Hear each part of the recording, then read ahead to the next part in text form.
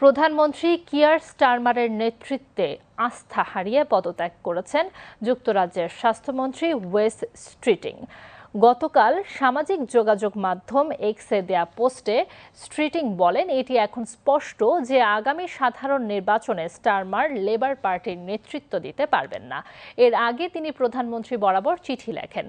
স্টারমারের নেতৃত্বের প্রতি আস্থা হারিয়েছেন উল্লেখ করে স্ট্রিটিং জানান, ক্ষমতাসীন দলের পরবর্তী পদক্ষেপ নিয়ে একটি বিস্তারিত আলোচনা হওয়া প্রয়োজন, যেখানে সম্ভাব্য সেরা প্রার্থীরা অন্তর্ভুক্ত থাকতে পারেন। সম্প্রতি লেবার পার্টি স্থানীয় সরকার নির্বাচনে বড় ধরনের ধাক্কা খাওয়ার পর থেকেই প্রধানমন্ত্রী স্টারমারের নেতৃত্ব নিয়ে দলটির ভেতরে চাপ বাড়তে থাকে।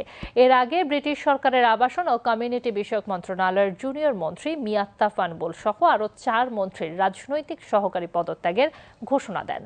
ব্রিটিশ গণমাধ্যমগুলোর তথ্য মতে ইতোমধ্যে লেবার পার্টির অন্তত ৮৬ জন এমপি প্রকাশ্যে স্টারমারের নেতৃত্ব নিয়ে প্রশ্ন তুলেছেন এবং তার পদত্যাগ দাবি করেছেন। দলীয় নিয়ম অনুযায়ী এমপিদের অন্তত ২০% বিকল্প নেতৃত্বের পক্ষে অবস্থান নিলে আনুষ্ঠানিক নেতৃত্ব চ্যালেঞ্জের প্রক্রিয়া শুরু হতে পারে।